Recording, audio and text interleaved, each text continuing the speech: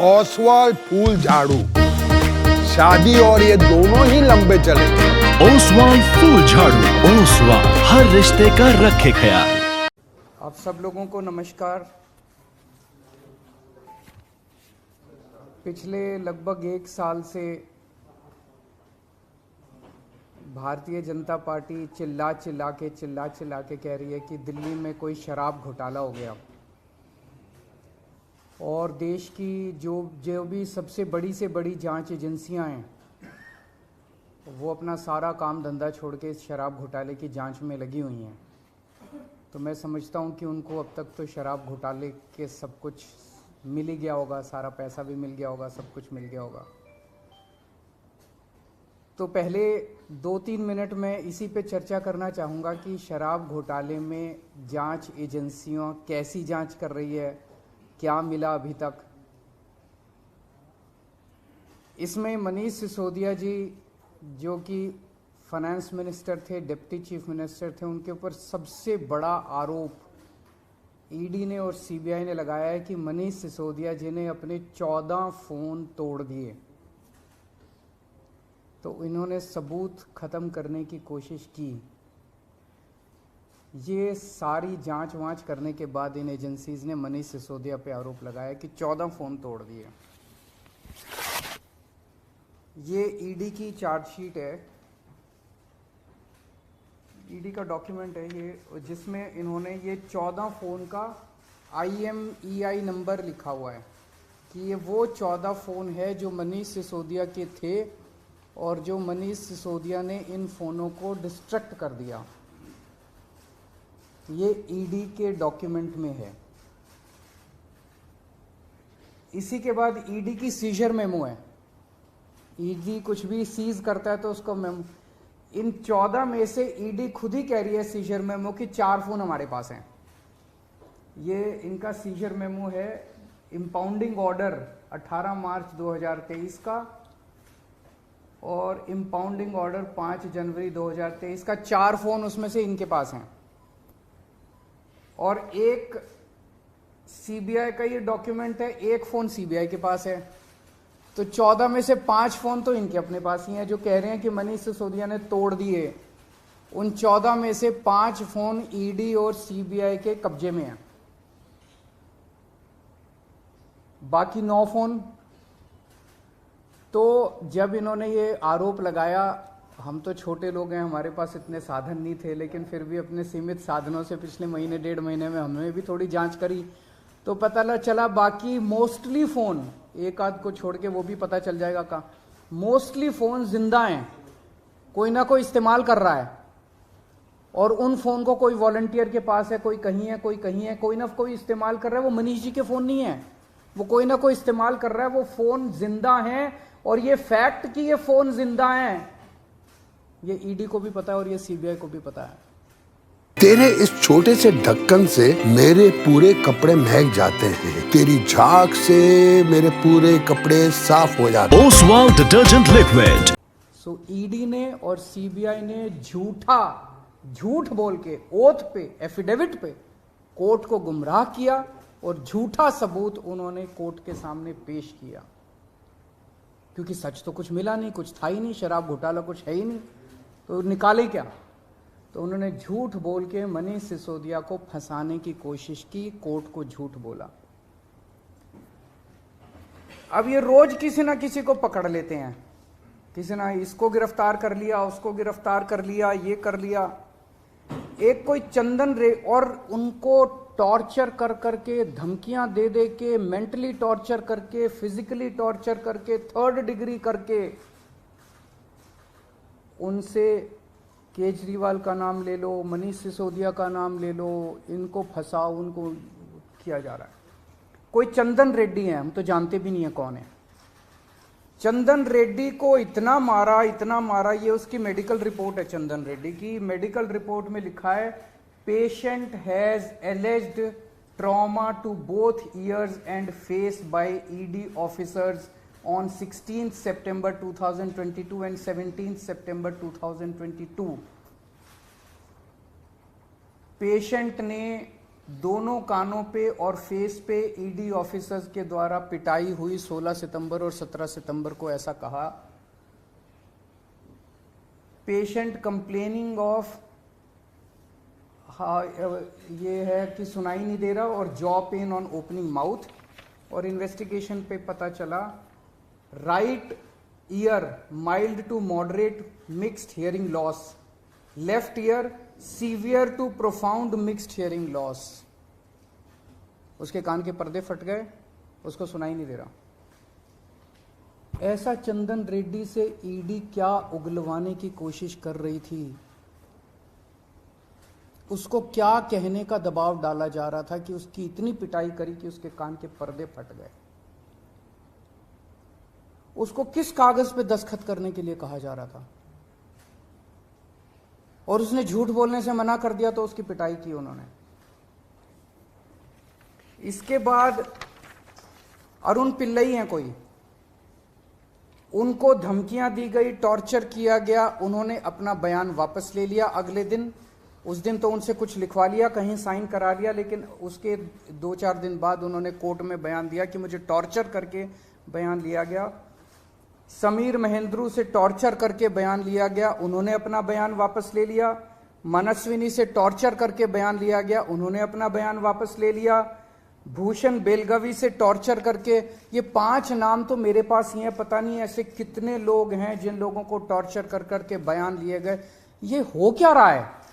कम से कम पानी में दे सफाई बेशुमार, इसमें है नेचुरल ऑयल, ये कपड़ों के संग हाथों का भी रखे ख्याल, तो आज ही करें इस्तेमाल ओसवाल ओसवाल ओसवाल। ओसवाल, हर रिश्ते का रखे ख्याल।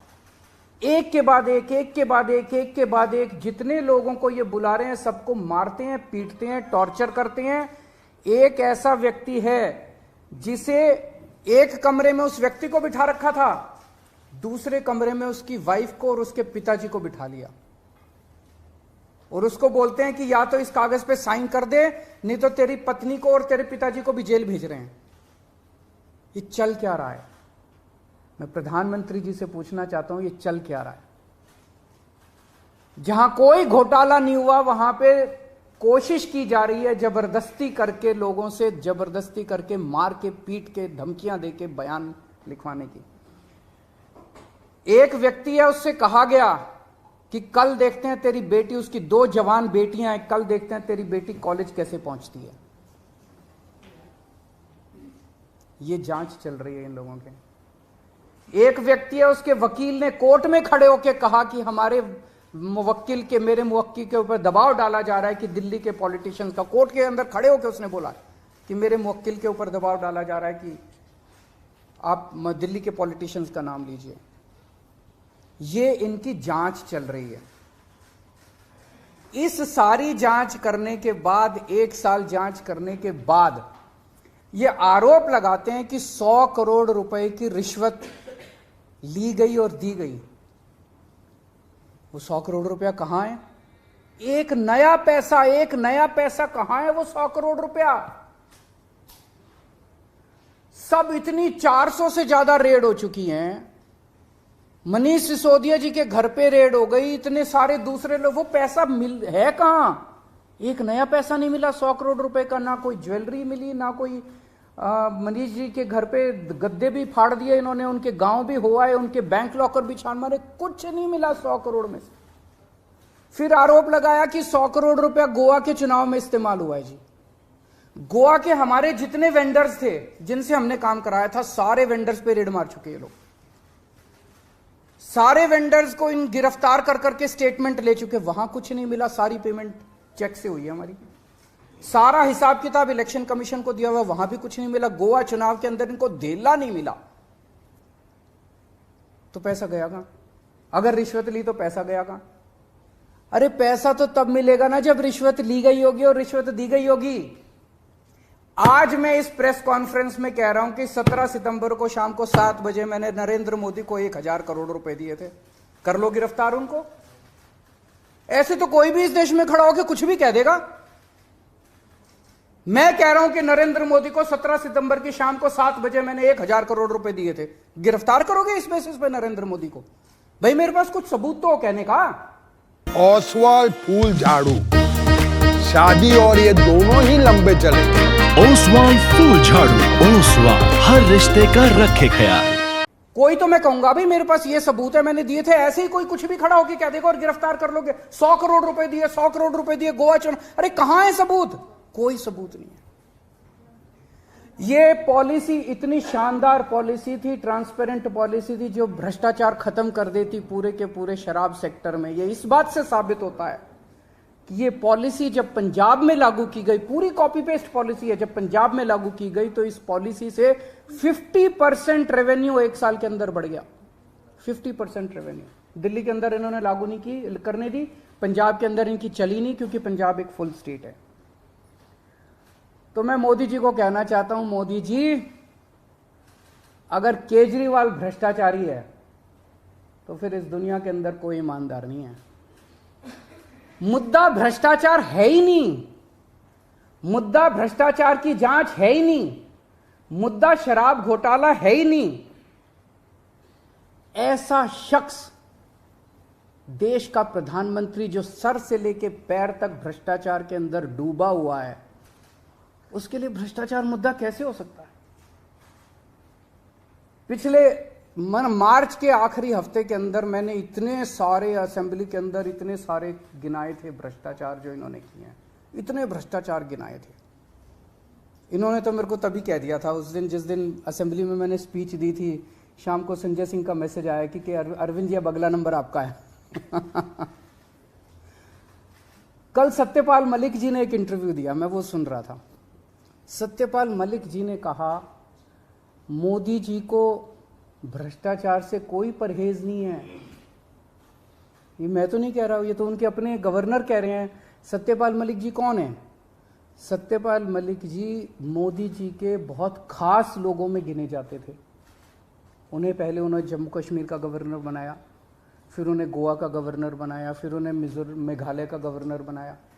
उन्होंने कहा कि मेरे जो इंटरेक्शन हुए मोदी जी के साथ, उसमें पता चला है कि मोदी जी को भ्रष्टाचार से किसी तरह का परहेज नहीं है। उसी इंटरव्यू में उन्होंने कहा कि इन लोगों के कुछ मुख्यमंत्री हैं जो भ्रष्टाचार करते हैं, खूब पैसे इकट्ठे करते हैं, लेकिन वो सारा पैसा मुख्यमंत्री अपने पास नहीं रखते, वो पैसा ऊपर भेजते हैं और वहां से वो पैसा उनकी दोस्त की कंपनियों के अंदर इन्वेस्ट होता है। मैंने भी तो इसी तरह का कुछ कहा था अपने उसमें। तो चलो मेरी बात तो नहीं मानी, अब तो गवर्नर इनके अपने गवर्नर कह रहे हैं। तो ऐसा व्यक्ति जो इतना भ्रष्टाचार कर रहा है, उसके लिए भ्रष्टाचार मुद्दा हो ही नहीं सकता। उनके लिए भ्रष्टाचार मुद्दा थोड़ी है। तो फिर ये आम आदमी पार्टी के पीछे क्यों पड़े हैं?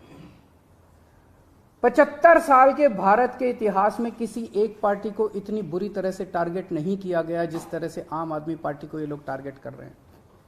नंबर 2 को गिरफ्तार कर लिया, नंबर 3 को गिरफ्तार कर लिया, और उनको गिरफ्तार करने का तो मकसद इनका यही था कि मेरी गर्दन तक पहुंचना। तेरे इस छोटे से ढक्कन से मेरे पूरे कपड़े महक जाते हैं, तेरी झाग से मेरे पूरे कपड़े साफ हो जाते हैं। Oswal detergent liquid. तो अब ये मेरे पीछे पड़े हैं, मुझ तक पहुंचने की कोशिश कर रहे हैं। किसी पार्टी को इस तरह से नहीं टारगेट किया गया जिस तरह से आम आदमी पार्टी को टारगेट किया गया। उसका एक कारण है, वो कारण है कि 75 साल के बाद आम आदमी पार्टी ने इस देश को एक ऐसी उम्मीद दी है जो कि कोई पार्टी नहीं दे पाई। गुजरात के अंदर 30 साल से बीजेपी की सरकार है, उसमें 12 साल प्रधानमंत्री मोदी जी खुद वहां पे मुख्यमंत्री रहे। 30 साल के अंदर ये एक सरकारी स्कूल ठीक नहीं कर पाए, एक भी सरकारी स्कूल ठीक नहीं कर पाए। जब मोदी जी को फोटो खिंचवाने के लिए सरकारी स्कूल में जाना था तो एक टेम्पोरेरी क्लास, एक टेंट के अंदर टेम्पोरेरी क्लास बनानी पड़ी इनको फोटो खिंचवाने के लिए। फोटो खिंचवाने लायक सरकारी स्कूल भी नहीं बना पाए। और 5 साल के अंदर दिल्ली के हमने सारे सरकारी स्कूलों का कायाकल्प कर दिया। 5 साल के अंदर हमने सारे सरकारी स्कूल ठीक कर दिए। इस देश के लोगों को आम आदमी पार्टी ने एक उम्मीद दी है कि केवल आम आदमी पार्टी उनकी गरीबी दूर कर सकती है, उनको शिक्षित कर सकती है, उनके बच्चों को रोज़गार दे सकती है। आम आदमी पार्टी ने इस देश के लोगों को उम्मीद दी है। प्रधानमंत्री जी उस उम्मीद को कुचलना चाहते हैं। प्रधानमंत्री जी नहीं चाहते कि वो उम्मीद आगे बढ़े। क्योंकि अभी तक इन सारी पार्टियों को की मिलके जो लूट चल रही थी, अगर इनको स्कूल बनवाने पड़ गए, इनको अस्पताल बनवाने पड़ गए, तो उनको लूटने के लिए पैसे नहीं बचेगा। तो कल इन्होंने मेरे को बुलाया है, मैं जाऊंगा कल सीबीआई में, और मैं फिर से अंत में यही कहना चाहता हूं कि प्रधानमंत्री जी, अगर केजरीवाल चोर है, केजरीवाल भ्रष्टाचारी है, तो इस दुनिया में कोई ईमानदार नहीं है। सर, क्या आपको आशंका है कि कल जब आप पूछताछ में जाएंगे तो गिरफ्तारी हो सकती है आपकी? संडे का दिन है, जैसे मनीष जी को अरेस्ट किया था, आप कर सकते हैं? भाई ये बीजेपी वाले तो मैं कल से देख रहा हूँ प्रेस कॉन्फ्रेंस कर करके यही कह रहे हैं कि केजरीवाल को गिरफ्तार करेंगे।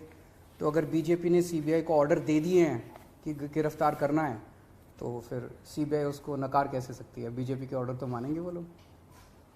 Thank you.